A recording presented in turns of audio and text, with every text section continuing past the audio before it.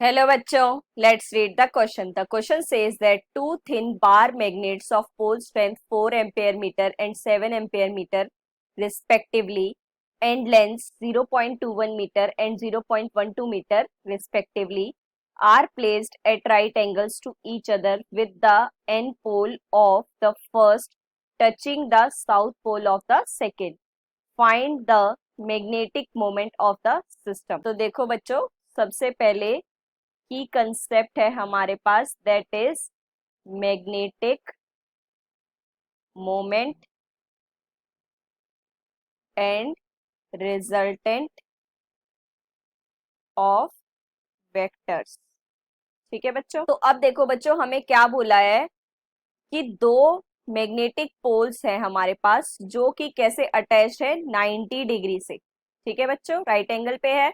अब देखो कैसे अटैच्ड है कि नॉर्थ पोल जो है फर्स्ट का वो सेकंड के साउथ पोल से टच कर रहा है।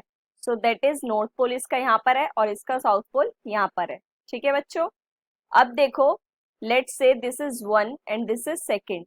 तो अब देखो आपको स्ट्रेंथ दी हुई है, M1 स्ट्रेंथ दी है 4 ampere metre and M2 strength दी है आपके पास 7 एम्पेयर मीटर। ठीक है बच्चों, अब देखो लेंथ जो हम लेते हैं 2L लेते हैं, वो कितनी गिवन है 0.21 मीटर और यहाँ से ये L1 के लिए ले लो और ये L2 के लिए कितनी है, दैट इज 0.12 मीटर। ठीक है बच्चों, तो अब देखो अगर हमें M1 निकालना है तो M1 क्या होगा, M एंड 2L1 यही होता है मल्टीप्लीकेशन में। तो अप्लाई करो 4 इंटू 0.21 और ये हमारे पास कितना आ जाएगा, that is 0.84 ampere metre square. ठीक है बच्चों, एंड सेकेंड वन की बात करें तो ये कितना हो जाएगा M2 2L2। तो वैल्यूज रखते हैं 7 into 0.12 and then it will be 0.84, दोनों सेम है। ठीक है बच्चों, अब देखो डायरेक्शंस के अकॉर्डिंग। ठीक है बच्चों, मैग्नेटिक मोमेंट हमारा कैसे जाता है, साउथ टू नॉर्थ में जाता है, तो एक ही डायरेक्शन यहाँ पे और एक ही डायरेक्शन यहाँ पे है। ठीक है बच्चों, अब बात करें इनकी रिजल्टेंट की, तो रिजल्टेंट आपका कुछ ऐसे फॉर्म में आएगा, है ना। देखो दो वेक्टर्स है हमारे पास, अब कोई एक पर्सन अगर यहां से जा रहा है उसके बाद यहां पर जा रहा है, तो वो रिजल्टेंट कितना है उसका, इनिशियल पॉइंट से फाइनल पॉइंट यहां पर, है ना बच्चों।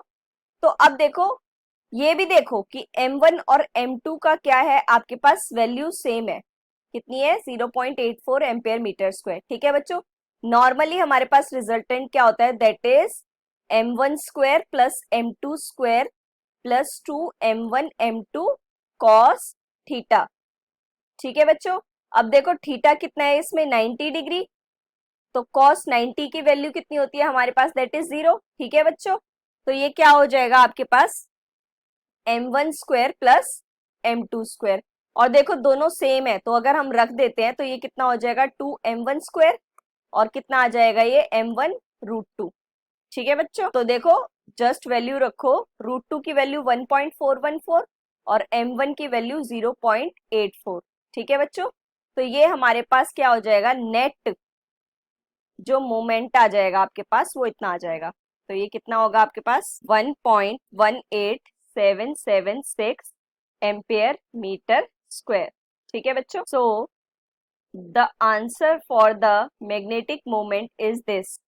Hope you understand it well. Best of luck, thank you.